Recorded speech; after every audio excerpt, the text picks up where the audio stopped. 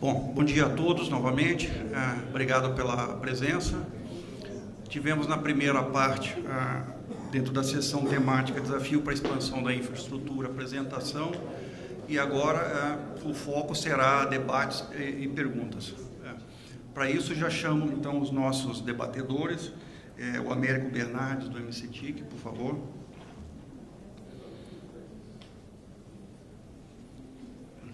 O representante da Frente Nacional de Prefeitos, Gilberto Perry, por favor.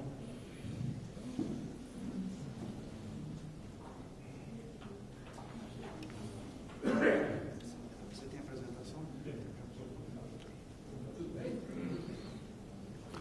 O representante da Anatel, Nilo Pasquale, por favor.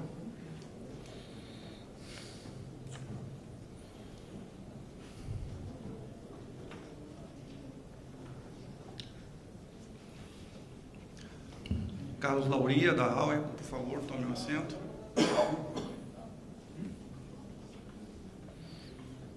E o Daniel Mendonça, representante da Abradio.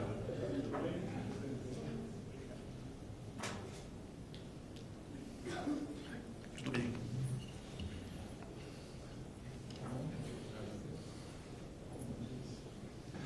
Bom, na primeira parte nós vimos uma exposição sobre quais são os desafios, dificuldades, e agora teremos uma apresentação dos debatedores e na sequência abriremos para questionamentos da plateia e esclarecimentos de dúvidas. Então já chamaria o representante da MCTIC, o Américo, para começar a exposição.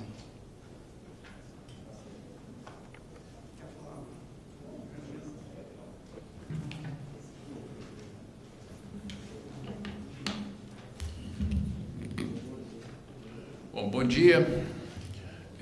Eu, na verdade, quando nós estávamos conversando sobre o tema, assim, trocando algumas poucas mensagens, eu entendi que o espírito hoje seria muito mais de aprofundar debates do que preparar uma apresentação tradicional sobre o que nós estamos desenvolvendo,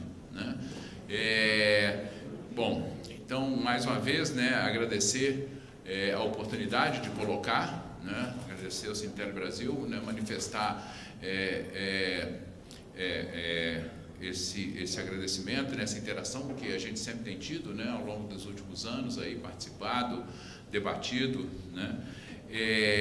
e eu diria o seguinte: esse tema, quando a última mensagem que o Ricardo me mandou ontem, acho que foi ontem, Ricardo, a última mensagem, levantando algumas questões, eu diria que esse tema é um tema, vamos dizer assim, com o qual nós temos lidado no nosso cotidiano, no nosso dia a dia, Bom, eu sou o diretor de Inclusão Digital, e o Departamento de Inclusão Digital, que sucedeu a antiga Secretaria de Inclusão Digital, que por sua vez sucedeu o antigo Departamento de Serviços de Inclusão Digital do Ministério das Comunicações, quer dizer, existe toda uma linha aí, e nós temos trabalhado, e quando eu digo nós, eu me refiro aí a uma equipe, que já vem trabalhando há mais de 12 anos com o tema de cidades digitais, e por isso, por trabalhar com esse tema, tem enfrentado os desafios inerentes à implantação de infraestrutura. A última versão do projeto Cidades Digitais, que iniciou-se em 2011, ela tem trabalhado com o conceito de implantação de uma infraestrutura ótica nas cidades, tá certo? Isso sucede, àqueles projetos da década passada, quando a gente tinha ainda aquele mote, de redes Wi-Fi, cobrindo as cidades, internet de graça para todo mundo, Todos nós experimentamos aí tecnologias, de rede sem fio, WiMAX, Wi-Fi 2.4, 5, Mesh. Foram várias experiências que foram feitas na década passada, e eu diria, eu não vou dizer a maioria, mas uma quantidade apreciável dessas experiências não foram ao longo do tempo, não foram bem-sucedidas. E por que não foram bem-sucedidas? Porque elas não trabalhavam com um elemento-chave, que é a questão da sustentabilidade de médio e longo prazo. Então, eu acho que esse é um tema em destaque, qualquer projeto de infraestrutura, né? E aí eu vou dizer o seguinte, isso não é, na minha opinião, exclusivo do poder público. Né? Qualquer projeto de infraestrutura tem que ter como um dos seus elementos, é claro que os senhores e senhoras que trabalham na iniciativa privada sempre pensam em médio e longo prazo, né, dos custos de manutenção desses projetos. Né? Muitas vezes o poder público não tem essa visão de médio e longo prazo e por isso, né, enfrenta problemas aí, né, que nós vimos em vários projetos. Então, primeiro, destacar esse elemento importante dentro das políticas públicas, quer dizer, é necessário que tenhamos, nós, né, da administração pública, que tenhamos aí uma visão de médio e longo prazo nesses projetos. E para que isso se realize, é fundamental que a gente tenha iniciativas no sentido de construção de parcerias com a iniciativa privada. Né? Então, é uma visão que a gente está construindo, essa visão está sendo construída, já vem sendo construída desde o lançamento do primeiro edital de cidades digitais em 2012, né? Mas eu diria que isso vem cada vez mais se fortalecendo e tende a ganhar mais força agora no próximo período. Bom, então é um pouco isso, né? E nós então começamos em 2011, como eu disse, com um projeto aí de implantação de infraestrutura ótica nas cidades, conectando pontos de governo e pensando desde aquele momento na possibilidade de realização de uma parceria. Por quê? Né? Porque nós temos uma rede, tá certo? Com muito mais capacidade, né, do que a que é necessária para a administração municipal. Se a prefeitura quer implantar, né, conectar os seus pontos, se a prefeitura quer implantar um sistema de vigilância e monitoramento, se a prefeitura quiser implantar serviços, ela vai usar muito menos do que o que nós implantamos. Por exemplo, na nova fase do projeto, que foi incluído no PAC em 2013, cujo edital de licitação foi feito em 2014, nós estamos usando rede PON, rede GPON, né, com 48 fios, 48 fibras. Né? Então, você imaginar, tem uma capacidade, né, eu odeio usar nessa situação a capacidade ociosa, né, porque, na verdade, não é ociosidade, é futuro que está sendo colocado para que parceiros possam compartilhar dessa infraestrutura. Né? É toda uma rede ramificada nas cidades onde a gente tem. Bom, e aí a gente entra na questão dos desafios. Né? Eu tenho brincado muitas vezes em debates como esse, né, que o meu tema favorito é torres e postes. Né? Eu acho que todo mundo que implanta infraestrutura sabe o que eu quero dizer quando eu falo de torres e postes. Torres e postes virou a minha obsessão nos últimos 5 anos. Quando a gente implantava a rede sem fio, eram mais raios. Né? Depois que a gente começou a implantar redes cabeadas, se transformaram em torres e postes. Né? Então eu vou falar assim, do que são. Eu acho que nós temos um grande elemento nessa discussão, né? Basicamente, eu acho que todo mundo vive isso, o grande elemento parte de uma concepção do Estado brasileiro, onde você tem o nível dos poderes públicos é o mesmo, né? O município tem a sua autonomia, o Estado tem a sua autonomia, a União tem a sua autonomia, e são níveis, tá certo? Bem definidos constitucionalmente. E aí isso exige, obviamente, né? Tem muita gente que às vezes pergunta para a gente, não, por que você não faz uma lei que obriga? Não, não é isso assim. Você faz uma lei que obriga, o prefeito vai no STF, acabou esse assunto. Né? Como os vários que nós vimos. Né? Por exemplo, nós tentamos há um tempo atrás a discussão sobre a questão, né, de cobrança do IPTU relacionado, não a, por exemplo, a implantação de infraestrutura. Coisas desse tipo. Chegar para o concessionário de energia elétrica, quando eu for num debate com as elétricas, talvez não seja assim tão explícito, né? Mas a gente tinha a ideia de cobrar IPTU de cada poste para que a elétrica, né, a concessionária, pudesse ser parceira no sentido de implantação de infraestrutura. Obviamente, isso não tem suporte legal, como tem um acórdão do STF. Se alguém tiver interesse, se tem essa ideia, eu sugeriria não progredir, porque já tem um acórdão do STF negando isso. Então, assim, isso exige toda uma outra ótica, não é, que vai no sentido, né, só fazer de novo um parênteses, né, todos nós sabemos das 247, eu fixei esse número, não sei se ele é exatamente verdadeiro, mas é alguma coisa nessa ordem, leis de antenas que existem no Brasil, né?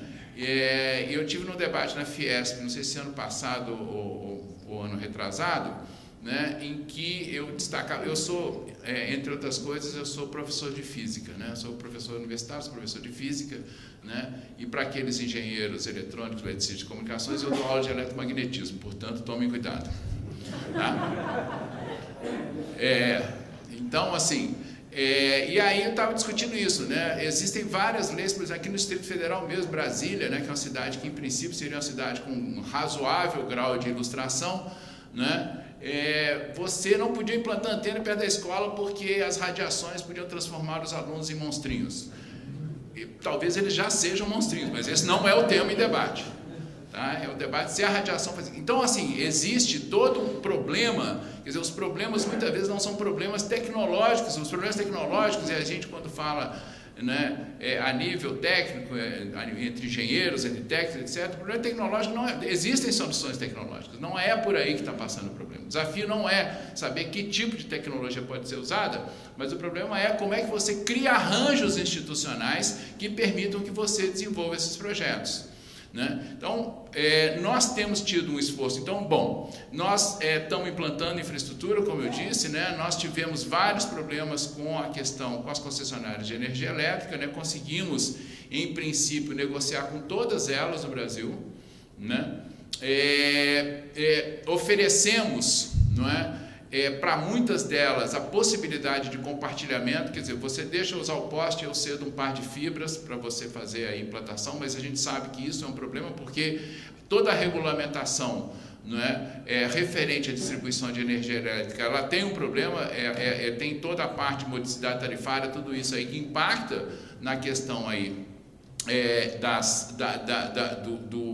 vamos chamar assim, da renda que a concessionária poderia oferir a partir disso. Né? Em relação a antenas, né, nós temos a questão das torres, né, e eu quero levantar um elemento importante dessa discussão que nós estamos reforçando muito na discussão que nós estamos fazendo do Plano Nacional de Conectividade.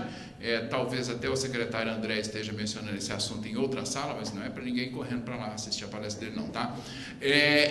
O assunto de compartilhamento de infraestrutura. Não faz sentido, e essa é a minha opinião, não faz sentido a gente ter a proliferação de infraestruturas que a gente tem hoje, né? De você vê poste lá com 20 cabos, muitos deles obviamente ociosos, né, implantados. Eu acho que a gente tem que forçar uma dinâmica de compartilhamento, e quando a gente está trabalhando com essa discussão de implantação de infraestrutura pelo poder público, é muito forte para nós a necessidade de que haja compartilhamento. Sim, é possível haver compartilhamento, e muitas vezes você tem dificuldades, né, entre nós, digo, poder público, empresa entre si, mas eu acho que isso vai ser forçado por uma dinâmica. A outra questão importante que eu vejo é a construção de iniciativas de articulação, eu vou chamar assim, regionais.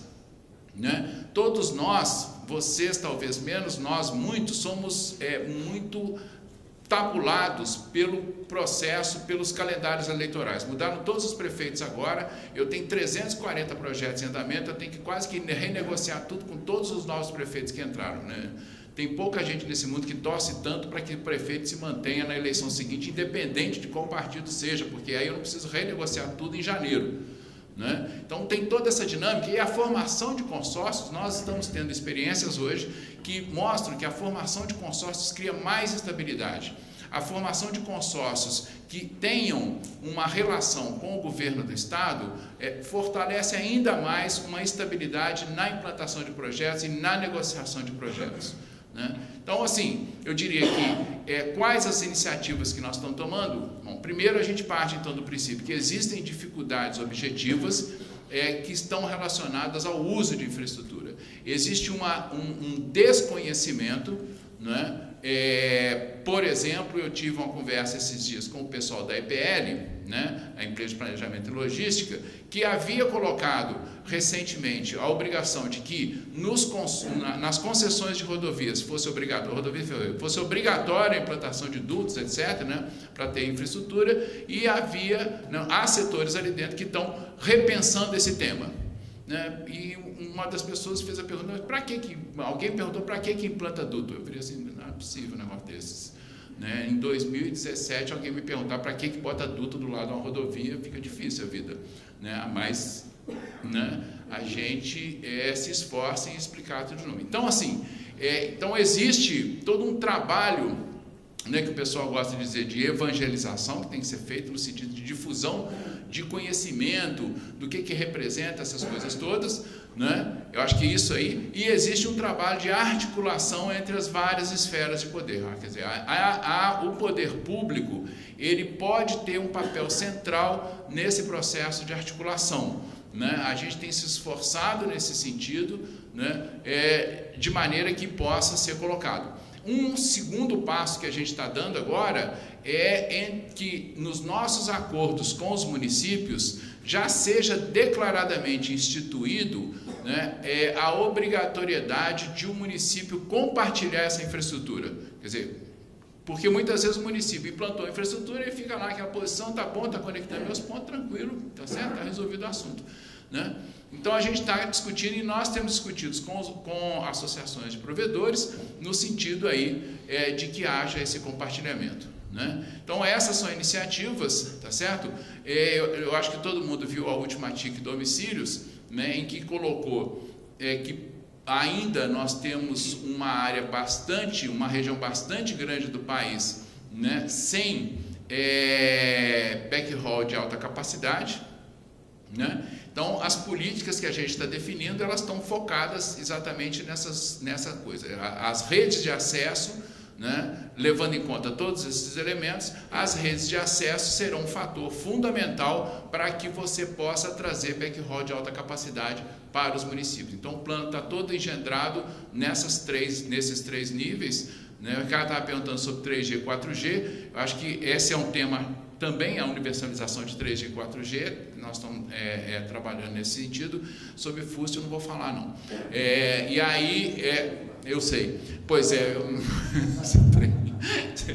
bom, e aí você tem, não redes 3G e 4G, eu acho que é um elemento chave, né? O nosso problema, eu diria, do poder público é muito assim, como você cria condições para que seja, do ponto de vista da iniciativa privada, interessante montar essa infraestrutura, investir nessa infraestrutura. Então, muitas vezes a gente toma iniciativas que permitam que essa, né, possibilidade seja construída. Quer dizer, então, focando, e só para encerrar, né, nós estamos hoje vislumbrando um elemento chave nesse processo, né, que você mencionou os fundos, mas que não mencionou, que é a questão da contribuição de iluminação pública. Esse é um tema-chave que a gente está considerando, esse é um recurso que existe, tá certo? Esse recurso é intocável, ao contrário dos fundos, ele é constitucionalmente, sua aplicação é constitucionalmente bem definida, e nós temos trabalhado nos vários fóruns, na Frente Nacional, né, para Cidades Inteligentes, né, em outras áreas aí com que a gente tem trabalhado, né, que a contribuição de iluminação pública pode ser sim um recurso fundamental para a implantação do que nós estamos chamando a rede de iluminação pública inteligente. A rede de iluminação pública inteligente pode vir a se constituir, né, como uma rede de alta capacidade, tá certo? A ser implantada nas cidades, que pode abrigar uma quantidade aí, não sem fim de serviços e alternativas aí para para as cidades e para as empresas. Então a gente está trabalhando nisso, tá? Nós fizemos agora recentemente um documento que foi submetido à consultoria jurídica do Ministério, criando uma compreensão que talvez permita clarear. Nós não somos um órgão que regulamenta isso, mas nós podemos clarear um pouco mais o que é a compreensão, né, que poderá levar à formação dessas parcerias públicas-privadas.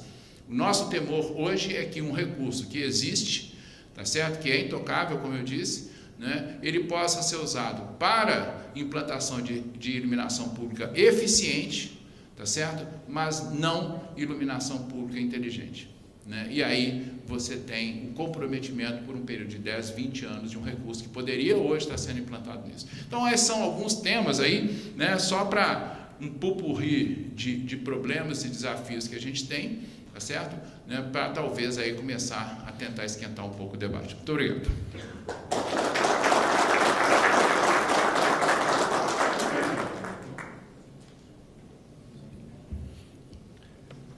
Américo, obrigado pelas informações. Você falou do compartilhamento de infraestrutura, é extremamente importante implantar uma dinâmica para que isso se viabilize. Não há condições de a gente ficar desperdiçando, duplicando infraestrutura, já é difícil de implantar, é um verdadeiro desperdício, precisamos achar essa dinâmica. Questão de formação de consórcios, é bem interessante. Eu anotei um negócio que eu achei bem interessante, que é o seguinte: os problemas não são tecnológicos. A tecnologia, nós temos alternativa, acho que o maior desafio está em achar parcerias, nessa dinâmica para fazer esse compartilhamento, enfim. Os problemas tecnológicos são os menores dificuldades que a gente tem pela frente. E já que você falou de municípios, parcerias, eu já vou aproveitar e pedir para o Gilberto Perry, que é o secretário-geral da Frente Nacional de Prefeitos, que compartilhe conosco a visão do outro lado, quem está na ponta, desejoso de infraestrutura, né? E ao mesmo tempo tem ainda uma tarefa de casa para fazer. A gente espera que depois desses eventos aqui a gente consiga avançar nessas parcerias aí. Gilberto, por favor.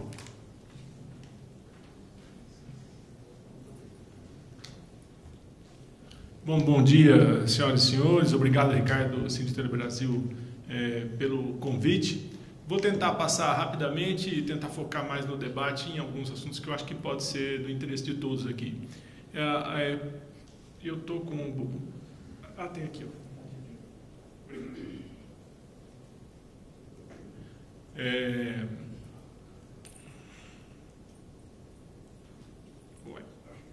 Para onde eu aponto?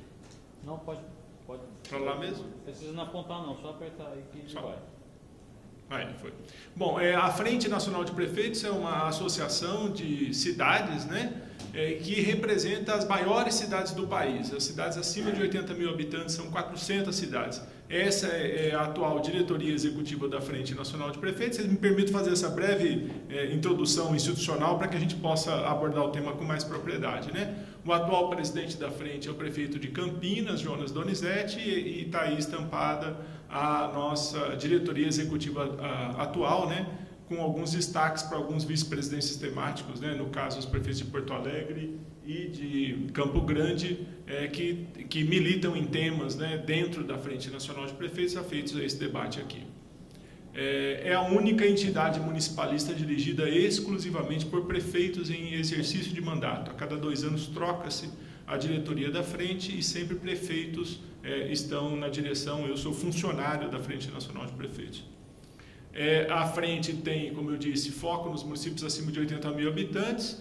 São 100% das capitais, 60% da população brasileira e 75% do PIB do país. O que a frente tenta dialogar do ponto de vista de poder público local. Então, como o Américo disse há pouco, né, se a gente fizer uma lei aqui de Brasília, rapidamente o STF derruba, né? A nossa Constituição é uma Constituição que optou pelo regime, pelo sistema federativo, né? Um sistema federativo, inclusive diferenciado dentro dos outros sistemas federativos que nós temos no mundo, né? E a autonomia municipal é uma prerrogativa clássica, clara, né? Do papel constitucional do ente federado município, mas também a Frente Nacional de Prefeitos reconhece que essa autonomia às vezes traz a necessidade desse diálogo, especialmente com o setor privado. Né? Para citar um outro exemplo que não aquele que estamos debatendo aqui agora, por exemplo, a Anfávia procurou a Frente Nacional de Prefeitos com o seguinte problema, Ricardo, acho que tivemos a oportunidade de conversar sobre isso. As regras de trânsito estão, obviamente, tem legislação federal e também tem prerrogativas municipais nesse tema, e os municípios têm autonomia para definir qual é o tamanho de um caminhão que pode circular por determinadas vias pelo seu centro, enfim. Agora, ocorre que as características das cidades brasileiras são muito distintas, e é por isso que a legislação diz que é o município que vai legislar sobre isso, porque em Ouro Preto a regra pode ser uma, em São Paulo outra, e em Palmas outra, porque as características urbanas são muito distintas.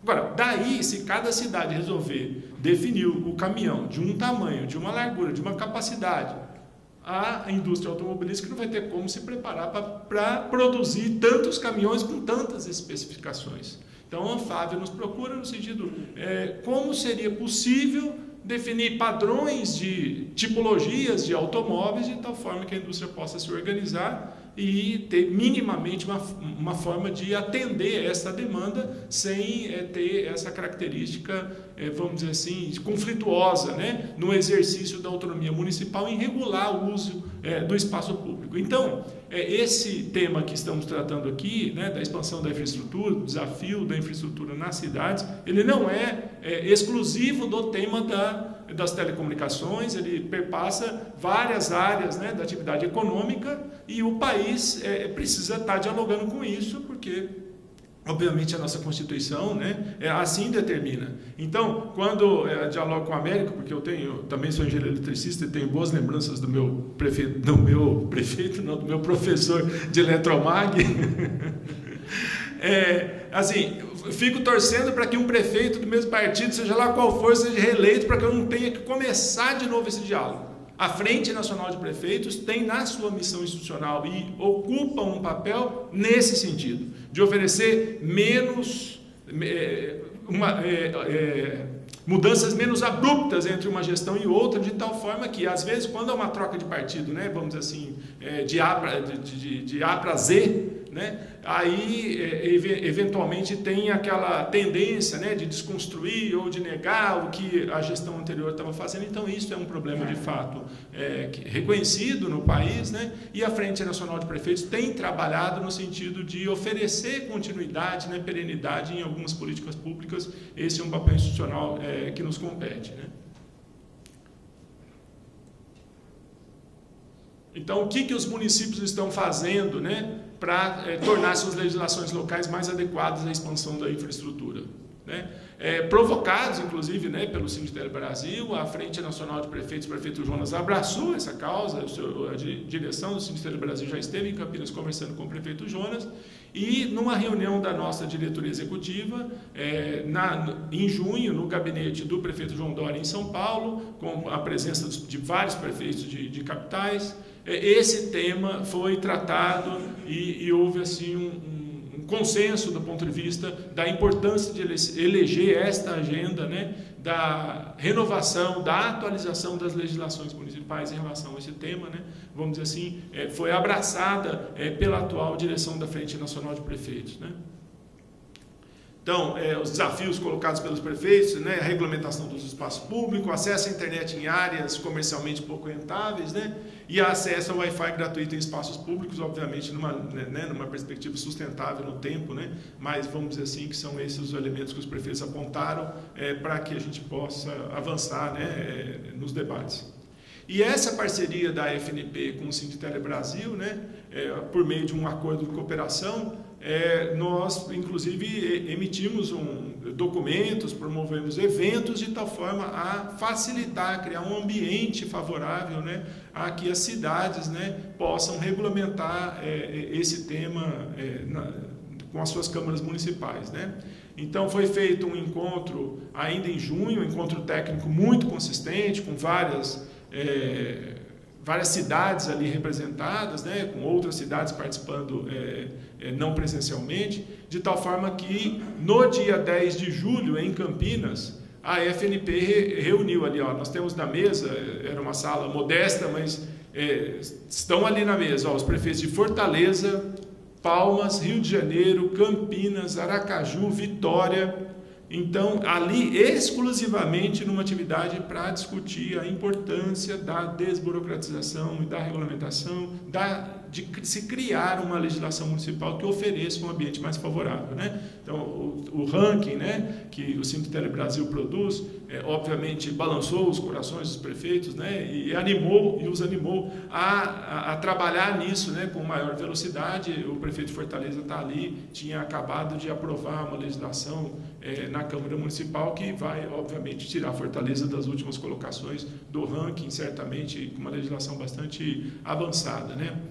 Então, esse tema da regulação do espaço público eu já falei, já abordei. Agora, é fato que esta é uma preocupação, né, que deve ser exercida com planejamento e responsabilidade pelo prefeito e pela Câmara Municipal, certo? Nós estamos, assim, lidando com esses aspectos políticos, né? Por quê? Esse é um desenho que, vamos dizer assim, que pode ilustrar bastante, né?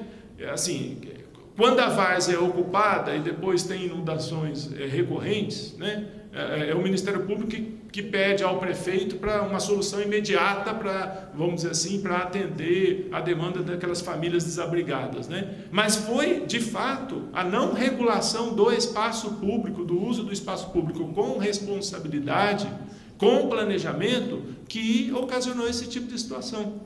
Eu estudei em uma cidade no interior de São Paulo, alguns devem conhecer, chama-se São Carlos. Lá tem um bairro chamado Varjão. Varjão sempre inunda. É óbvio, né? Assim, afinal, se o lugar chama Varjão, deram o nome daquilo que era uma várzea, gente. Não tem cabimento, né? Então, assim, como é que aquilo foi tão ocupado de maneira tão sem planejamento, né? E hoje o poder público gastando o que não tem para poder ocupar. Então, a questão, eu concluo dizendo o seguinte: essa agenda é importantíssima, mas ela disputa outras agendas, né?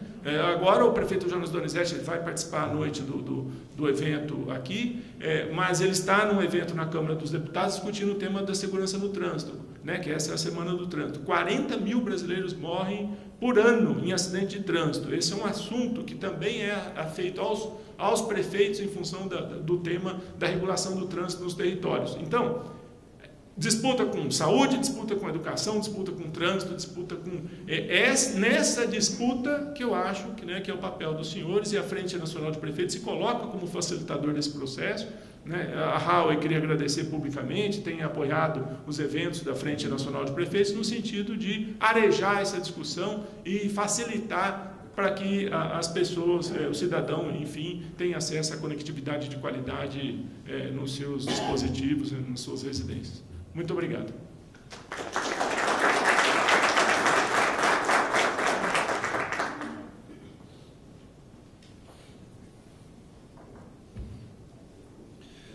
Gilberto, obrigado. A questão do Pacto Federativo realmente é um desafio. Eu acho que a palavra certa para isso é conciliação. Conciliação. Gostei do teu exemplo da Anfávia, é exatamente o que a gente vive aqui na área de telecomunicações. Fiquei satisfeito com a informação de que o tema está definitivamente abraçado na Frente Nacional. A gente já tem os trabalhos que você citou, né? Trabalhos de sucesso, temos muita coisa para fazer ainda. Com relação à agenda, eu queria te dar uma informação que é o seguinte: a Telecom não vai disputar a agenda com os demais, pelo contrário, ela vai facilitar. Se você tiver uma infraestrutura adequada de telecomunicações, metade do teu problema de segurança, teu problema de saúde, através até das cidades inteligentes, que são os outros programas que a gente vai trabalhar, vai estar encaminhado. Então, priorize esse assunto que vai te ajudar a resolver os demais. Já é o nosso marketing aqui, tá certo? Sem dúvida, a palavra planejamento é a chave. Temos que começar a fazer essas mudanças, que começa no Executivo, passa na Câmara, não é uma mudança rápida. Tá? Então, eu chamaria o Nilo Pasquale, que é o gerente de regulamentação da Anatel, para fazer a apresentação dele.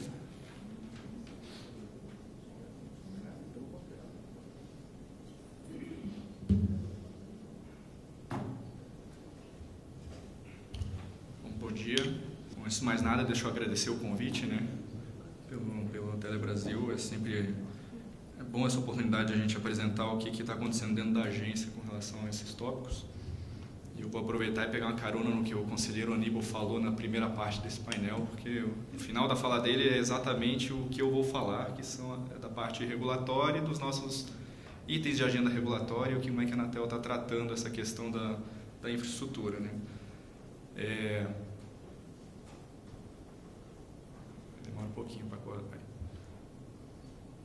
Como promover a expansão das redes de telecomunicações? Aqui, eu acho que a gente tem várias coisas. Eu não vou entrar no debate de se é importante a expansão da infraestrutura. Acho que isso é óbvio e isso ficou mais que claro no primeiro painel e está mais que claro agora também com o que já foi dito, né? Todos têm plena consciência da necessidade de expansão de infraestrutura e fica claro também no debate que ela tem que ser expandida de forma responsável. Aí entra todas as discussões sobre compartilhamento e esse tipo de coisa, né?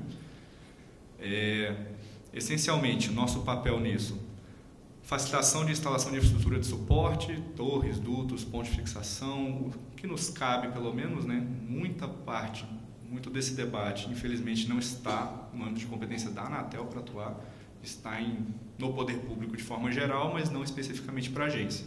A gente tem um papel específico, temos leis federais que nos dão algumas competências para tratar disso também, mas muitos dos aspectos que permeiam essa discussão, a gente infelizmente não consegue atuar diretamente, né?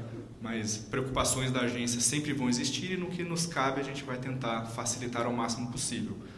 A ideia, essencialmente, como um dos pilares da condução dos trabalhos da Anatel, é medidas que visam a entrada de novos players, né? Nossa constante perseguição por competição no setor, um dos pilares do nosso modelo regulatório, e continua vigente até hoje, e é o que a gente acredita que é o futuro do setor.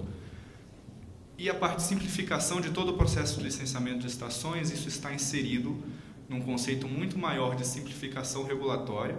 É uma linha que a Anatel começou a adotar a partir de 2013, depois que foi reestruturada internamente. A gente ganhou uma diretriz muito clara de necessidade de simplificação regulatória, de nossa regulamentação, do nosso normativo e da nossa atuação. Então, isso está permeando todos os debates regulatórios que a agência tem feito desde 2013. Isso está aparecendo ao longo do tempo. A gente tem um exemplo deste ano, desse processo de simplificação, que eu vou comentar aqui também.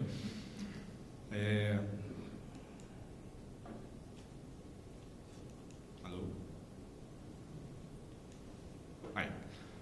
Do ponto de vista legal, acho que o que nos dá suporte para fazer essa discussão no âmbito da Anatel é a Lei das Antenas, já foi mencionada na primeira parte desse nosso painel aqui. Ela é de 2015, ela estabelece normas gerais aplicáveis ao processo de licenciamento, ela dá algumas diretrizes que seriam muito adequadas dos municípios e estados seguirem, né? Como já foi mencionado, a gente tem toda a questão do Pacto Federativo, então ela não conseguiria ditar muitas coisas de como que isso deveria funcionar, e cabe a cada município se utilizar das suas premissas e aplicá-lo da forma concreta em seu município, né? Ela estabelece alguns requisitos: realização de processo de licenciamento de infraestrutura em área urbana para 60 dias, essas foram coisas que foram apresentadas já, acho, pelo Ricardo agora de manhã, né? Ele estabelece casos de dispensa de licenciamento urbano dessas infraestruturas, né? Casos de alteração dos equipamentos decorrente de evolução tecnológica, de infraestrutura com características similares ou equiparadas às outras já licenciadas, ou infraestrutura de pequeno porte. Aí são os 3 critérios que independeriam de um licenciamento ou de um relicenciamento de infraestrutura, né? Ela também estabelece a não exigência de contraprestação em razão dos direitos de passagem no município, né? Ao longo do tempo a gente via muito taxas ou tarifas ou coisas do tipo sendo cobradas pelos direitos de passagem. Ela buscou tratar isso num dispositivo específico também. E as obras de infraestrutura de interesse público deverão comportar a instalação de infraestrutura para a rede de telecomunicações. Ela dá uma diretriz geral de, se estiver sendo construída uma rodovia, ela tem que já ser, durante sua construção, preparada para receber infraestrutura de telecomunicações também, né? Vários estudos mostram que se você faz isso durante a construção da infraestrutura, o custo disso é incrivelmente menor do que se você tiver que fazer isso depois da infraestrutura feita, né? Então, do posto de vista regulamentar, dadas as diretrizes gerais que a gente já tem estabelecido na lei, tanto na LGT quanto na Lei das Antenas, o que a gente tem na nossa agenda regulatória? Temos itens que estão andando desde 2 anos, 3 anos atrás já, e eles ainda estão na nossa agenda atual de 2017 e 2018. E o item 2 dele é exatamente um item que o conselheiro Aníbal comentou no final da fala dele, que é o regulamento de compartilhamento de infraestruturas. Esse é um regulamento que já essencialmente está na reta final, né? Ele passou por todo o processo regulamentar já. Se tudo der certo, imaginamos que a próxima reunião do Conselho aborde este assunto e possamos ter isso concluído. Ele está com previsão até o final deste ano para sua aprovação final.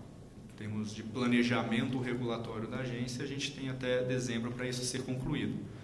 E o que ele faz? O que são os aspectos dentro dele que estão permeando essa discussão de infraestrutura? Ele regulamenta alguns itens da Lei das Antenas. Aqueles que conhecem a Lei das Antenas, ela estabelece alguns itens e estabelece que a Anatel vai regulamentar aqueles itens. Então, dá competência para a gente fazer isso. Então, esse item da agenda regulatória, ele já busca regulamentar alguns desses aspectos.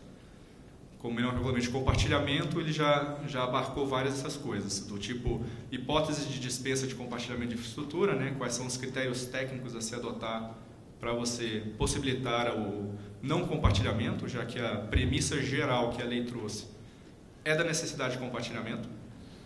As regras de publicidade e isonomia quanto a infraestruturas disponíveis para compartilhamento também. Aqui cai toda na discussão também dos sistemas de atacado e esse tipo de coisa. O que tem que constar nessa oferta de atacado da sua infraestrutura de suporte. Então, isso tudo está nessa regulamentação. Se tudo der certo, nós temos até o fim do ano isso aprovado pela agência. O item 8 da agenda regulatória trata da isenção de outorga para serviços de telecomunicação sobre radiação restrita. Essa já é uma regulamentação aprovada, ela saiu agora em junho de 2017. Ela trata de uma série de coisas, ela trata de questões de radiação restrita. O regulamento que essa resolução aprova, ela trata de equipamentos de radiocomunicação de radiação restrita, mas o seu corpo trouxe itens muito relevantes para a nossa parte de licenciamento. Então, apesar de ser um processo só, ele estava tratando de itens, de certa forma, díspares. O que ele fez, no fim das contas? O que a gente tem e já está em vigor, porque essa resolução ela deu um prazo de 30 dias para entrar em vigor, então ela já está todos os seus efeitos valendo.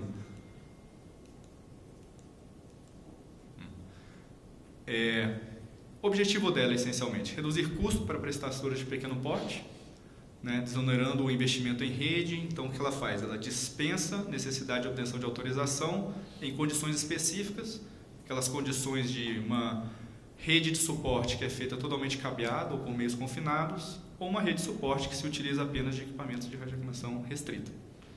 E tem até 5.000 acessos em serviço. Então, essa configuração de prestação de serviço, ela independe de outorga pela Anatel.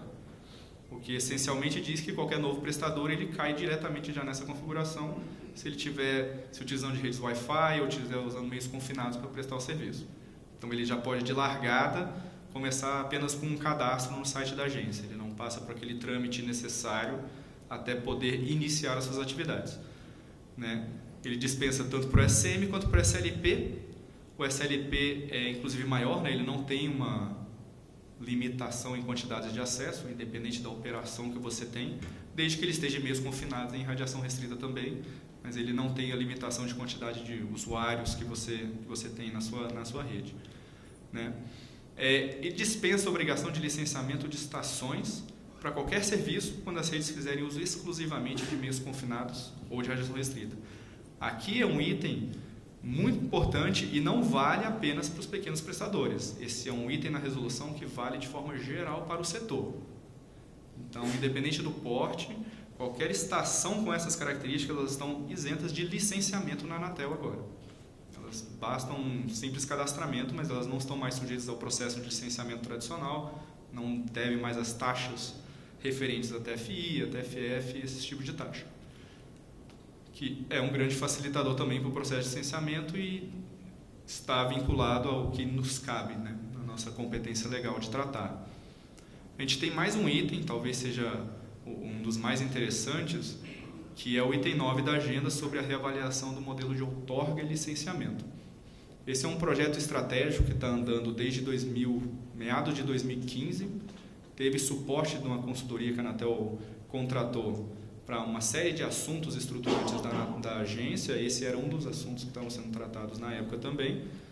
E ele, essencialmente, ele reavalia todo o processo de outorgas da Anatel e todo o processo de licenciamento de estações, né? A gente fez um pedaço na parte de estações que operam em radiação restrita e meios confinados, mas ainda tem todo o tratamento geral para o que não está nessa característica, essencialmente as estações que fazem uso de radiofrequência, principalmente radiofrequências licenciadas. Como é que a gente vai dar o tratamento para isso, né? Quem presta serviço sabe bem das diferenças do processo de outorga e licenciamento de estações da Anatel em função do serviço, do tipo de estação, né? E coisas que foram sendo decididas ao longo do tempo também por não ter uma clareza normativa de como deveria ser tratado.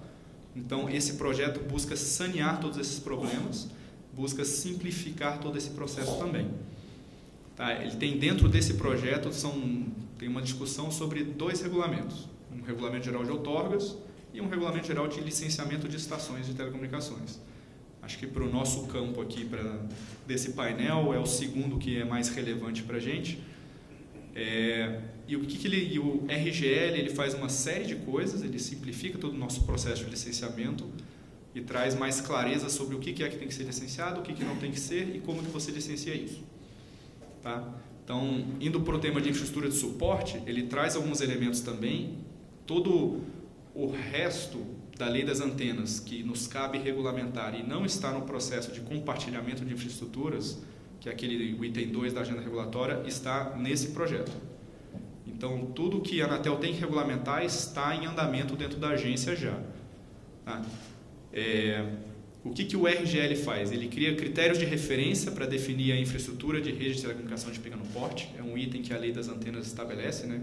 Que vai depender, redes de pequeno porte vão depender de licenciamento e traz para a agência dizer o que são essas redes de pequeno porte. Então, esse regulamento vai dizer o que é isso. Eu não vou poder entrar nos detalhes específicos de cada coisa, porque isso está em debate ainda dentro do nosso conselho diretor, então ainda não posso abrir todos os detalhes sobre isso, mas os conceitos gerais do que ele está trazendo, acho que é relativamente tranquilo. E ele traz os critérios de referência para definir, para equiparar infraestruturas de suporte também. É um outro item que a gente tem que trazer regulamentação. E isso vai, no fim das contas, né, definindo essas coisas, auxilia a condução de licenciamento urbano de infraestruturas pelos órgãos municipais. Né? A ideia aqui é dar um conceito geral, como uma ideia de projeto padrão, que foi dito, acho que na parte 1 desse painel, né? Você ter guias gerais de como te nortear no licenciamento, isso em tese vai te facilitar, inclusive, para o município poder fazer o seu processo de licenciamento também. Quanto à parte de licenciamento de estações, né? A gente, por mais que a gente esteja falando da questão do licenciamento urbano, na parte que cabe aos municípios, a gente reconhece que ainda tem o que se fazer na esfera federal, no que cabe à Anatel também, ainda tem certas coisas que ainda emperram um pouco o processo, ou pelo menos dificultam, e que cabe a nós rever isso também. Então, o RGL ele também moderniza e consolida num único instrumento todos esses aspectos de licenciamento que a gente está tratando. Hoje está dividido em cada regulamento de serviço. Você tem lá aspectos de licenciamento de estações e, não por acaso, eles não são tão coincidentes assim, porque foram feitos em momentos diferentes, numa estrutura anterior da agência, separada por serviços. Então, isso dificultava muito a coerência regulatória para uma temática só.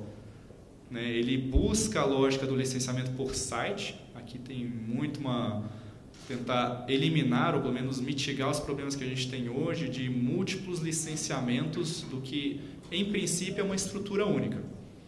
Né? Apesar de ser um site grande, é um site com várias radiofrequências licenciadas, mas você tem várias antenas, tem vários equipamentos no site, mas no fim das contas é um site só.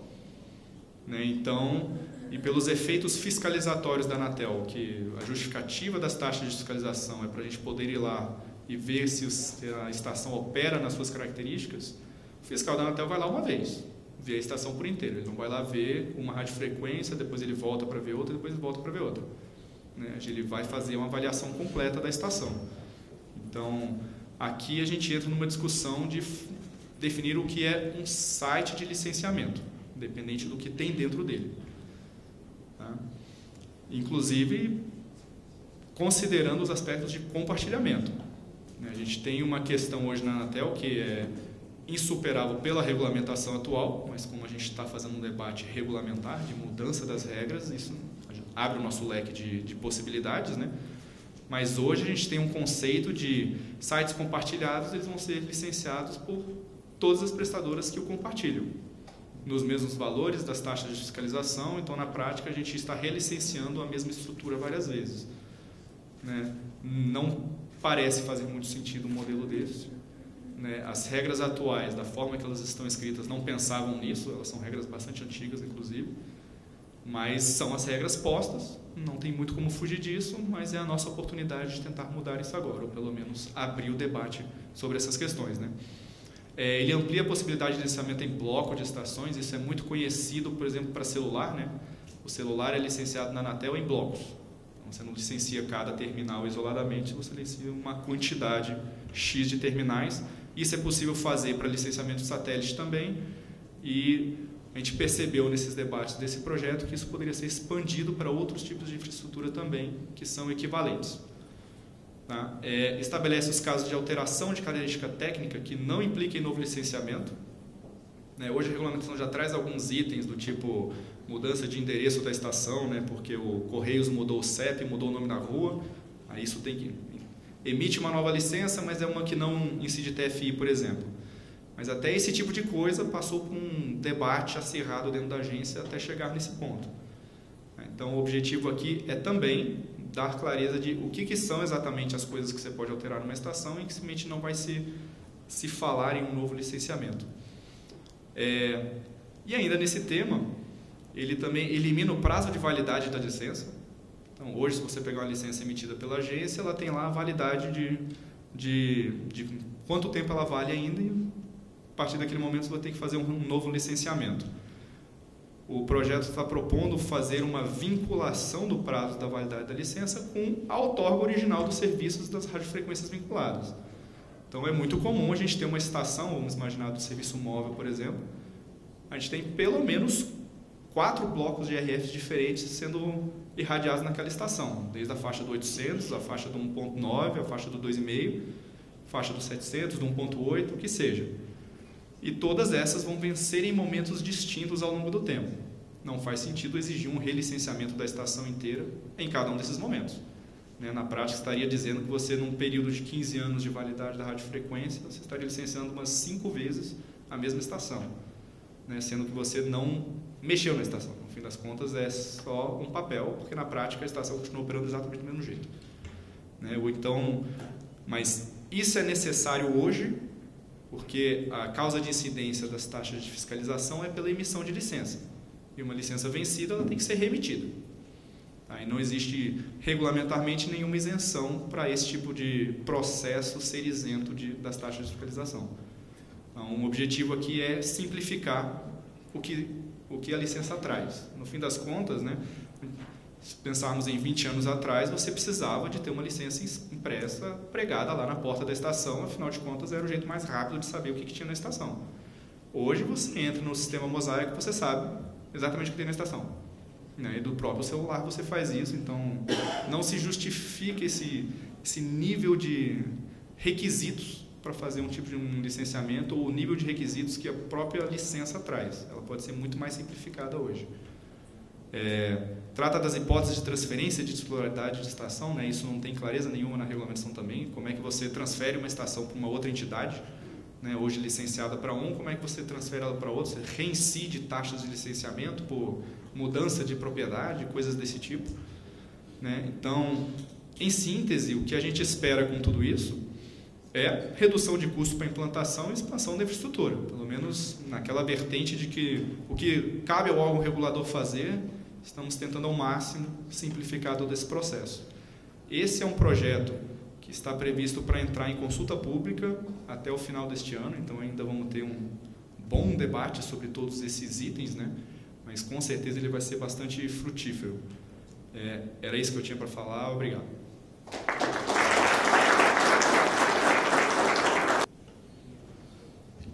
Obrigado, Nilo. Vimos que tem bastante coisa aí no forno. nos deixa esperançosos e ansiosos, porque, pelo que foi mostrado aqui, são itens que vão impactar positivamente. Não tem sentido ficar repetindo o licenciamento quando não houve nenhuma alteração. Não estou falando das taxas, estou falando só do procedimento de licenciamento, tá certo? A questão da regulamentação da lei das antenas, da evolução tecnológica, estruturas similares, estruturas de pequeno porte, sem dúvida, é extremamente importante, né? São pontos importantes da lei. E com a regulamentação, a Anatel, a gente vai ter a possibilidade de colocar isso para o município de uma maneira clara. Hoje, a gente leva o conceito, mas não tem ainda a regulamentação. A questão do compartilhamento, vamos aguardar a saída do regulamento, pelo que a gente viu do regulamento que estava em consulta pública. A proposta de regulamento ele é muito bom, né? Você falou da questão do direito de passagem, que a gente citou. Eu queria fazer uma observação, que é o seguinte: ainda que não haja uma competência obrigatória específica desse assunto, é importante a participação da agência. E vocês, nesse tema, não se eximiram. Eu cito o exemplo da manifestação da Procuradoria, aí nessa situação que a gente teve aí, frente ao DENIT, que a Procuradoria da Anatel se manifestou favoravelmente, visto que isso é um ponto importante para o desenvolvimento. A questão das obras de interesse público já prevê a necessária infraestrutura para telecomunicações, sem dúvida, é mais barato, é mais lógico, é mais racional. Você já prevê isso na fase de projeto, tá certo? Se você já fez a escavação é uma só, você já lança o duto. O custo hoje de escavação, se não me falha a memória, era 30% do valor da obra. Tem todo o sentido, né? E o regulamento geral de licenciamento de estações, que saiu a proposta no final do ano, acho que vai contemplar, então, essas questões, né? Então, vamos aguardar com ansiosos e esperançosos. Bom, dando continuidade, então, eu peço ao Lauria, da Hauer, que venha fazer a sua apresentação. Depois de tudo isso foi colocado, enxergando um pouco o fornecedor, como é que pode nos auxiliar, colaborar nessa situação. Obrigado, Ricardo. Eu acredito que uma boa parte das pessoas que estão aqui já estavam na primeira sessão, que foi preparatória para essa, né? Então, para essas pessoas, talvez alguma coisinha fique um pouco repetitiva, né, nessas nossas falas aqui. O primeiro ponto que eu queria colocar é com relação às dificuldades, né, das operadoras para aumentar o número de sites, o número de antenas disponíveis para a prestação de serviços. A gente sabe que a gente está tratando de novas bandas de frequências, vem por aí para o 5G, a gente tem produtos de IoT que são de baixa potência, que precisam de uma antena mais próxima, a gente precisa de toda uma infraestrutura em termos de quantidade de antenas, né, que para dar suporte a esse tipo de infraestrutura toda. Senão as coisas não vão funcionar. A gente fala de cidades inteligentes, mas se não tiver uma infraestrutura embaixo, a cidade não vai funcionar como inteligente, como deveria. Um ponto, então, importante com relação a essa infraestrutura é a questão da legislação local, algumas vezes conflitante, ou às vezes até ausente, né, com relação a determinados pontos que atrapalham a obtenção de um site, né? A obtenção de sites para uma instalação de torres é uma dificuldade muito grande. O Sintele Brasil, Ricardo, especificamente, tem feito um trabalho muito grande junto com as prefeituras, promovendo um projeto de lei padrão que pode ser utilizado e adaptado em cada cidade e que já está totalmente aderente às questões da lei das antenas. Então, com isso, você já tem um bom caminho, e foi citado aqui durante a apresentação do TUD anterior do ranking das cidades amigas da banda larga, como o Rio de Janeiro, só com a mudança de lei e mais algumas pequenas mudanças, ele passou para 3º lugar no ranking. Então, a obtenção de site é muito complicada. Os fabricantes, por sua parte, têm procurado oferecer novos produtos. Hoje em dia, a gente consegue fazer coisas bem compactas. A Huawei tem uma linha de produtos de herbes pequenas. Você tem herbes também na caixa de sapato, que você coloca numa parede, ou num poste, alguma coisa. Você tem herbes pequenininhos que você espeta em cima de um poste de iluminação pública ou de distribuição de energia elétrica. Você tem herbes que são um poste, um pouco maior do que um poste comum, mas que dentro dele você tem todos os equipamentos que você tem num gabinete, sem precisar ter esse gabinete. Qual o objetivo disso? A gente fugir do site acquisition, né, da aquisição do site, que, como já foi mencionado aqui, em determinada cidade você precisa ter um lote com 18 metros de frente e uma rua que tenha 18 metros de largura e N outras obrigações que torna cada vez mais difícil você colocar, e muitas vezes não existe esse tipo de lote para você fazer essa implantação. Então, os fabricantes têm procurado diminuir, né, o tamanho das herbes, mantendo as características de transmissão e tudo, mas a gente ainda esbarra na questão do licenciamento. Então, uma parte está sendo resolvida pela Anatel, com a regulamentação desses artigos específicos da Lei das Antenas, mas as cidades também precisam fazer essa adaptação, porque no final das contas isso se traduz em voto, né? Voto é o combustível das prefeituras, de qualquer político, né? Então, por quê? Você tendo uma cidade com melhor infraestrutura de dados, vai oferecer serviços públicos melhores, você vai ter, por exemplo, busca de vagas por um aplicativo. Onde é que tem uma vaga nessa região? Eu vou lá e paro, já pelo próprio aplicativo, eu já pago, não preciso de cartãozinho. Tudo isso se traduz em melhorias para a sociedade como um todo. E com isso, essa infraestrutura de telecom, ela traz esse ganho social para a localidade, para o país, ganho econômico. A gente sabe aquela reguinha de tantos por cento de implantação de banda larga, você tem um reflexo de tantos por cento no PIB, né? Eu queria aproveitar para divulgar, a Huawei tem um índice chamado Global Connectivity Index, o GCI. Se vocês procurarem huawei.com/GCI, vocês vão ver onde você tem a classificação dos países, e ali mostra as dificuldades em vários países, inclusive no Brasil.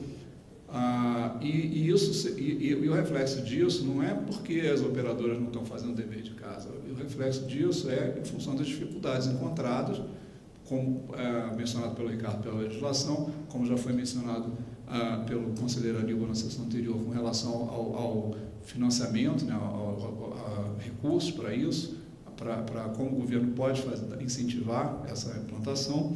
Então, esses são pontos que, por mais que os fabricantes possam fazer a sua parte, produzindo equipamentos pequenos que podem ser instalados em qualquer lugar, se essa instalação depende de um licenciamento igual uma torre de 30 metros, isso já é uma dificuldade a mais, e você vai continuar tendo esse déficit de antenas, que é uma coisa que a gente não vai conseguir conviver com isso no futuro, se a gente quer ter um futuro decente em termos de penetração. Lembrando mais uma vez que esse tipo de solução que está sendo produzido pelos fabricantes, ele não pode ser colocado como obrigação. Aqui, como eu já falei na outra sessão, muitos aqui são engenheiros, a gente sabe que existem soluções de engenharia específicas para cada caso. Então, um site do tamanho da caixa de sapato elimina a necessidade de ter uma torre de 30 metros? Não. Dependendo do lugar, da condição técnica específica daquele ponto, você vai precisar da torre. Então, não adianta também que uma prefeitura venha e fale assim, não, agora eu só quero site pequenininho aqui. Não dá, não vai funcionar assim. Então, um dos pontos também que nós estamos procurando por meio desses equipamentos pequenos é a utilização, em vez de gastar todo esse recurso de tempo e dinheiro, né? Quando a gente fala de recurso, não é só dinheiro, não, né? Tem muito gasto de tempo buscando um site para implementar uma torre. Se você puder instalar numa área pública, num lugar onde tem um poste, onde você pode colocar um poste, que na verdade é uma herb, numa área pública é muito mais fácil do que você ter que ficar procurando um lote com 18 metros de frente, 250 metros quadrados. Então, existem várias soluções para esse tipo de aplicação em áreas públicas, ou até em áreas privadas, como shopping e tudo, mas de trânsito público, onde você pode implementar isso, mas com as condições de licenciamento adequadas. Tem uma outra coisa importante também que o SIND tem feito, que é bastante louvável, é o handbook, né, de normas, de sugestões de melhores práticas para a implantação de infraestrutura de telecom, onde são apresentadas várias formas relativamente padronizadas e que podem auxiliar bastante a questão da implantação da infraestrutura. A gente já falou aqui algumas vezes em compartilhamento. Eu acho bastante interessante a gente pensar melhor, pensar fora da caixinha, não naquele pensamento nosso de vários anos de sinergia entre as empresas de telecomunicações e as empresas de distribuição de energia elétrica ou de iluminação pública. Existem diversas soluções que podem ser utilizadas e a gente tem um exemplo grande, né, de compartilhamento de cabos OPGW em linhas de transmissão, né, que permitem que as empresas de telecomunicações têm um backhaul bem vasto, né, bem diversificado, usando esse tipo de infraestrutura. Então, por que não aproveitar mais isso, aproveitar uma área que tem uma subestação de energia, se você pode ali dentro botar um container.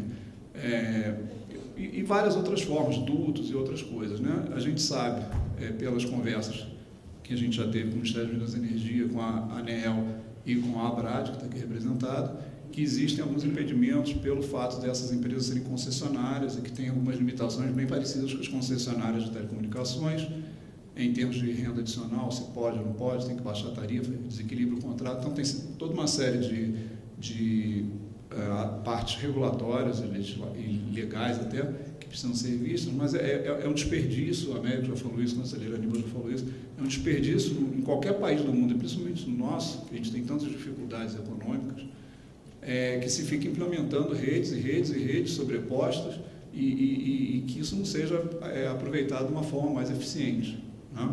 Então, eu acredito que aqui nessa mesa a gente tem uma representatividade muito boa dos entes envolvidos nesse assunto. A gente tem as operadoras, a gente tem fabricantes, a gente tem o Ministério, a gente tem a Frente dos Prefeitos, a gente tem a Anatel e tem a empresa de distribuição de energia. E o nosso objetivo, Raul, como a gente já tem, inclusive... É o seguinte, compartilhamento, sinergia com os demais setores. Os impedimentos que existem, até pode ter alguma dificuldade técnica, não são técnicos, eles podem e devem ser trabalhados, né? A gente viu o exemplo aqui na apresentação da Anatel, coisas que hoje ela não consegue avançar para simplificar o processo de licenciamento, mas está trabalhando na mudança da regulamentação de maneira que isso seja viável o quanto antes, que é uma necessidade do país. Da mesma maneira, seja no setor de energia, que nós teremos na sequência, um saneamento, como qualquer outro, compete aos ministérios e às agências trabalharem nesse sentido e remover esses impedimentos. É o que a gente espera. E como você falou, estamos aqui com essa tarefa, né? Bom, já que conversamos um pouquinho sobre energia, né? Então, vamos escutar o pessoal da Brad. Vou chamar então aqui o Daniel Mendonça, que vai, espero que comente com a gente algumas dificuldades e algumas sinergias que os setores possam trabalhar juntos e obter aí. A gente já viu aí vários exemplos aí de compartilhamento, que a gente tem uma tarefa conjunta para fazer. Por favor, Daniel.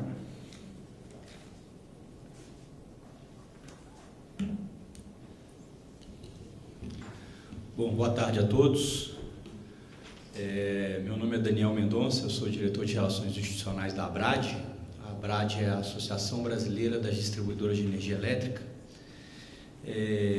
Eu tenho aqui uma breve apresentação, são 6 slides, 3 introdutórios para explicar um pouquinho o que é a associação e 3 onde a gente entra especificamente no nosso assunto aqui.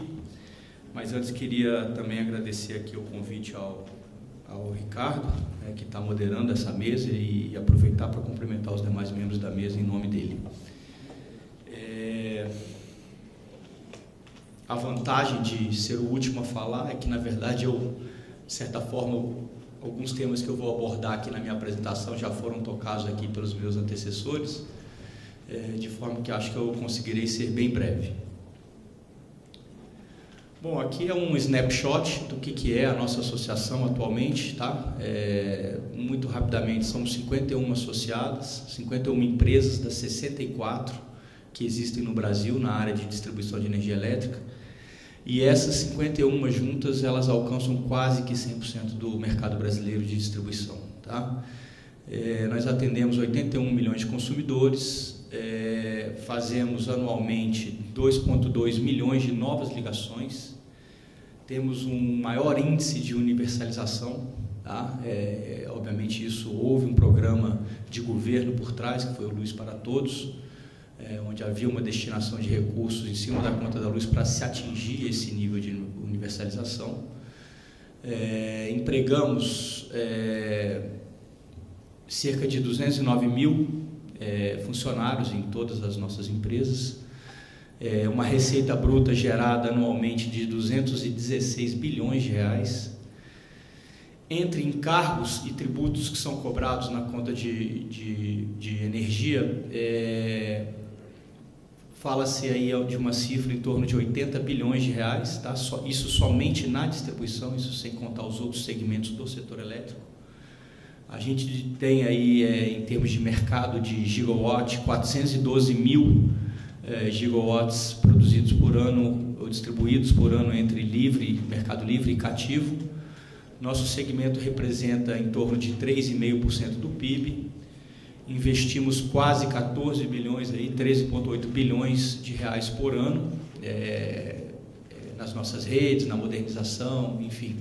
E temos aí um índice de satisfação com a qualidade percebida, esse número já de 2017 da ordem de 76,8, um índice bastante positivo. Tá? Bom, aqui o mapa, só para ficar bem didático de como é que nós estamos distribuídos aí no país, né? Então aí nossas empresas todas, 51 associadas. Aqui voltando aí também para reiterar aquela questão do índice de satisfação da qualidade percebida. Essa é uma pesquisa feita pela CNI junto com o IBOP, e essa pesquisa se chama Retratos da Sociedade Brasileira. É uma pesquisa de 2016, e aí ela traz um comparativo entre a avaliação da qualidade dos serviços prestados, serviços públicos prestados, né? E, para nossa alegria, o fornecimento de energia elétrica está entre os serviços públicos mais bem avaliados entre os que foram elencados na pesquisa. Bom, e aí entrando efetivamente no objeto da nosso painel aqui, como já foi dito aqui,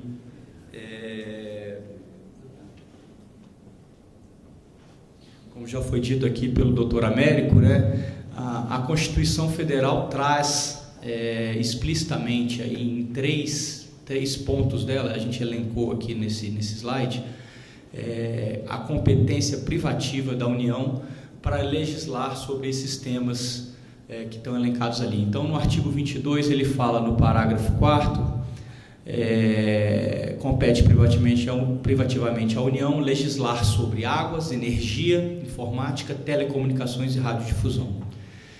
E aí, passando lá para o artigo 175, ele continua: incumbe ao poder público, na forma da lei, diretamente ou sob regime de concessão, permissão, sempre através de licitação, a prestação de serviços públicos. E aí ele lista também ali os serviços onde compete privativamente aí a União tratar desse tema. E aí, por fim, no artigo 21, compete à União explorar diretamente ou mediante autorização, concessão ou permissão o serviço de telecomunicações, nos termos da lei, que disporá sobre a organização dos serviços, a criação de um órgão regulador e outros aspectos institucionais. E aí ele abre, e no item B do inciso 7, ele traz ali: explorar diretamente ou mediante autorização, concessão ou permissão os serviços e instalações de energia elétrica. Tá? Então isso é o que diz a Constituição Federal. Bom, também em linha com o que o Dr. Américo colocou, o STF já tem esse assunto pacificado, né? Então aí a gente trouxe cópia aí de 3 decisões de 3 ministros diferentes. A primeira ali de 2014, do Teori Zavascki, tá? Deixa eu ver se eu tenho ela aqui. Bom, A primeira diz: a retirada de postes sem ônus para as distribuidoras, as competências para legislar sobre energia elétrica e para definir os termos da exploração do serviço de seu fornecimento, inclusive sobre o regime de concessão, cabem privativamente à União. Quer dizer, isso aí é mais repetido. O primeiro é do Teori Zavascki, esse segundo aqui é uma decisão da ministra Carmen Lúcia, de uma lei fluminense, e o outro aqui, esse interessante, é do ministro Gilmar Mendes. Esse STF possui firme entendimento no sentido da impossibilidade da interferência do Estado membro nas relações jurídicos contratuais entre o poder concedente federal e as empresas concessionárias, especificamente no que tange a alterações das condições estipuladas em contrato de concessão de serviços públicos sob regime federal.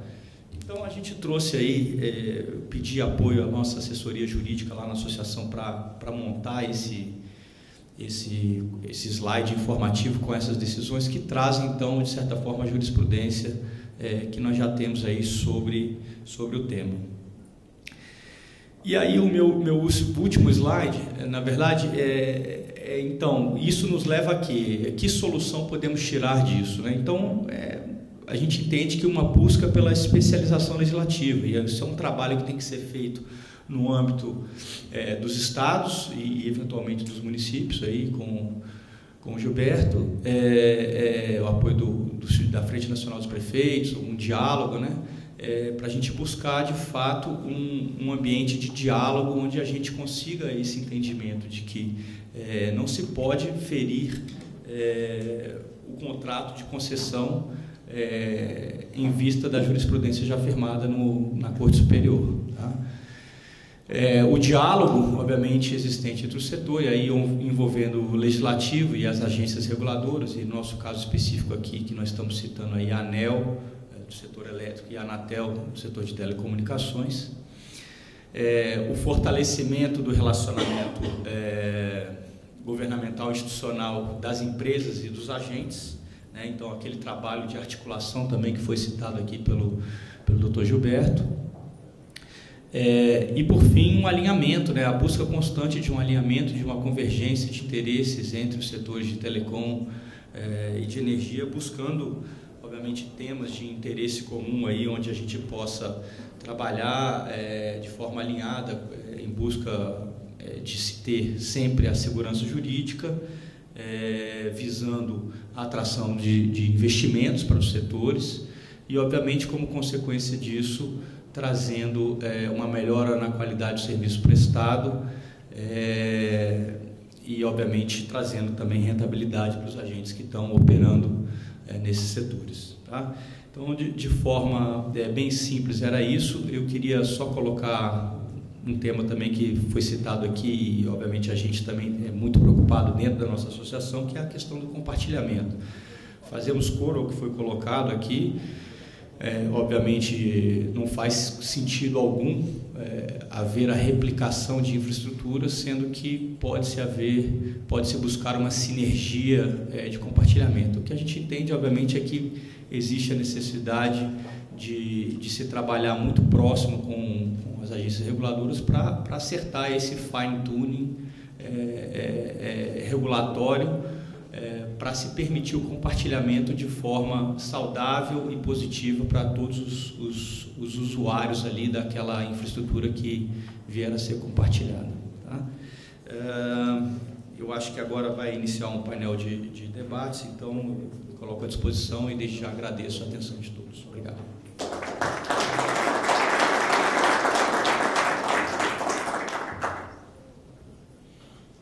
Obrigado, Daniel. Sem dúvida, a questão do compartilhamento é uma agenda comum, né? Precisamos trabalhar junto. Tem uma etapa de legislação, sem dúvida, onde a gente precisa envolver as agências e os demais. E nós estamos com o tempo um pouquinho apertado. Eu vou fazer 2 perguntas aqui para os nossos painelistas e aí, na sequência, abro para a pergunta dos demais. Né? A minha primeira questão vai para o Américo.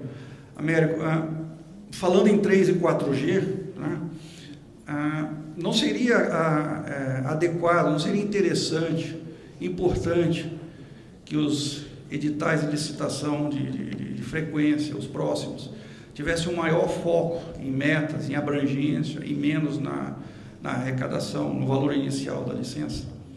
Acho que essa pergunta também a Anatel poderia complementar, se for a situação. Você quer passar para ela essa? Tá bom. E a segunda, eu tenho que perguntar. A segunda, já vou deixar a segunda também, eu preciso fazer, né? É a questão dos recursos, além da questão de taxas, como foi bem citado, inclusive pelo nosso conselheiro, o PL 79, a questão dos fundos setoriais, a utilização dos fundos setoriais. Então, colocaria essas duas perguntas para você, o Nilo, se quiser, pode complementar. Tá. Não, só eu assim, brinquei na hora inicial com o Ricardo, né, questão, bom, eu acho que todo mundo tem mais ou menos uma certa percepção que do ponto de vista da política pública de telecomunicações, o fundamental é encontrar, não é, os caminhos, né, para ampliação aí da cobertura dos serviços. Eu acho que essa é basicamente a lógica. Nós, inclusive, estamos trabalhando, né, o secretário André já mencionou isso, né, em alguns eventos, né, nós estamos trabalhando com a ideia de que você tem que ampliar significativamente a cobertura 4G no próximo período e chegar com 3G aí nos distritos não sede de municípios, né? Então, essa é a lógica que a gente tem trabalhado, essa é a lógica que a gente está querendo propor aí na nova versão do plano de conectividade, né? Sobre a questão da arrecadação nos processos licitatórios, na verdade, eu diria o seguinte, isso é uma preocupação do governo como um todo, mas eu diria que esse é um tema muito mais, e a questão dos fundos tem a ver com isso, é muito mais da política monetária do que exatamente da política de telecomunicações, né? Eu acho que isso é mais ou menos claro que existem aí essas duas tensões, tá certo? Que estão presentes, né? E a gente tem debatido, então, falando dos fundos aí, né, particularmente o FUST. Na verdade, eu acho que, assim, a minha leitura do FUST, eu acho que algumas pessoas talvez, não sei se divergem, mas de qualquer forma, a minha leitura do FUST é que você tem um problema que está, um emaranhado que está nas definições básicas de 20 anos atrás, né, do que é a expansão do STFC e a parcela não remunerável, aquela coisa toda, quer dizer, até isso está na definição lá do STFC, lá da Lei Geral, e a gente tinha ou tem a percepção de que o PL 79 resolve esse problema. Então, essa é a nossa lógica, nós estamos querendo resolver para frente, né? O próprio ministro Kassab já mencionou isso aí, essa lógica de resolver para frente. Para trás, esse aí, eu sou pouco otimista em relação a ele, né? Então, assim, mas em termos de financiamento, só para reforçar, eu hoje estou trabalhando, a gente está trabalhando muito nessa perspectiva de que existe um ator ou uma perspectiva nova, que é essa questão da contribuição de iluminação pública, que pode ser um valor importante aí para muitos municípios. A gente já andou fazendo uma revisão aí, muitos municípios têm valores que permitem, de fato, você ter uma entrada, né? A própria FNP também está trabalhando nessa questão junto conosco, né? Os grandes municípios, sem dúvida, né? Mas muitos municípios têm aí, né, recursos que podem servir de fato, e eles não são contingenciáveis, que eu acho que esse é um tema-chave aí, tá? Não sei se o Nilo quer completar um pouco. Fazer um comentário nessa parte dos editais, que eu acho que é importante. Essa lógica de não arrecadação dos editais, eu acho que é mais ou menos esse caminho mesmo, e eu acho que é mais ou menos isso que a Anatel tem pensado. Se a gente for olhar os últimos editais, essa foi mais ou menos a lógica mesmo. A gente pode pensar, desde o 3G, a Anatel busca trocar o que seria o preço mínimo por compromissos, né? Tem um que todo mundo fala que parece que ficou arrecadatório, que é o edital dos 700, mas se você for ver, ele foi descontado em 3,6 bilhões para fazer o processo de digitalização da televisão. Então, e limpeza da faixa dos 700, para torná-la viável para o serviço móvel. Então, não dá para dizer, não teve nenhum compromisso naquele edital, ele não teve nenhum compromisso de cobertura do 4G, mas ele teve um significativo compromisso estabelecido dentro dele, né? E vindo mais recentemente, o último edital das sobras, a Anatel colocou um preço muito baixo em lotes, pulverizou os lotes de radiofrequência, que trouxe uma grande surpresa, acho que para todo mundo, porque pelo menos a gente não esperava que ia ser aquele nível de interesse pelo edital que teve o edital das sobras, né? E muito se deu em decorrência dos preços que se colocou naquele edital também. Um item importante que é sempre bom lembrar é um outro item que está na agenda regulatória, é a revisão do regulamento do PPDUR, que é o preço público de cobrança por radiofrequência. Ali tem algumas propostas muito relevantes, ele inclusive já passou por consulta pública, que é a lógica de uma fórmula de cálculo, inclusive para preço mínimo de edital. Então ele vai partir de uma lógica muito mais de custos administrativos, inclusive com preços mínimos de edital. Isso requer, obviamente, uma inovação melhor ou uma discussão melhor na estruturação de como o leilão é formatado, né? Para evitar problemas, mas aí a gente entraria em discussões de teoria de leilão, que não é o caso aqui, mas é muito mais uma discussão de a gente não vai simplesmente cobrar o máximo da faixa. O objetivo é a gente ter um mínimo estabelecido e tudo ser colocado em compromissos. Então, acho que essa lógica está bastante alinhada. E um segundo item desse mesmo regulamento está na parte de renovação de radiofrequências, né? A gente tem uma proposta lá dentro que estabelece que a gente pode trocar todo o valor de renovação de radiofrequências, todo não, né? Mas significativa parte dele, né? Por compromissos de investimento. Então, ao invés de simplesmente cobrar os 2% a cada 2 anos pela renovação da radiofrequência, você poderia simplesmente calcular quanto que é esse valor de renovação pelos próximos 15 anos e trocar esse valor em investimentos por período equivalente. Então, a lógica da agência de tentar manter o dinheiro no setor, no fim das contas, né? Botá-lo na infraestrutura, botá-lo em investimento, em expansão de rede, em expansão do acesso, no fim das contas, massificar os serviços para a população, eu acho que isso está permeando todo o debate que a Anatel está fazendo quando envolve essas questões também. Obrigado. Obrigado. Eu tinha algumas outras perguntas para os debatedores, mas como a gente está com o tempo apertado e tem perguntas da plateia, então vamos abrir para 2 perguntas, por favor. Já tem uma aqui do Hélio.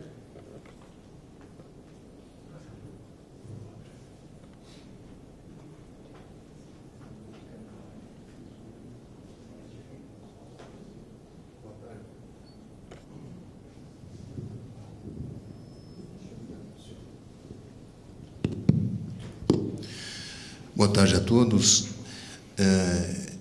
Tenho 2 perguntas. Uma dirigida ao Daniel da Abrad e também à Anatel, o Pasquale. A primeira, então, é em relação à questão de prazos para compartilhamento de infraestrutura. A detentora da propriedade do poste é da concessionária. E a passagem de cabos para fazer backhaul ou backbone é uma necessidade, né? Que há necessidade de regulação, tem a Anatel e a ANAEL que fazem essa regulamentação. Entretanto, tem situações que realmente o prazo ultrapassa. Então, a regulamentação estabelece 30 dias, né? Para atendimento, muitas vezes, de backhaul ou até de clientes corporativos, para expansão ou até mudança de endereço, muitas vezes 30 dias é um prazo que é muito extensivo e também, muitas vezes, não é atendido pelas concessionárias para dar autorização de passagem. Então, eu pergunto se não seria o caso de, dentro daquela situação, de fazer uma estatística de além das cidades amigas da internet, fazer também as concessionárias amigas da internet, para fazer uma estatística de qual é o prazo que faz e fazer um ranqueamento disso aí, né?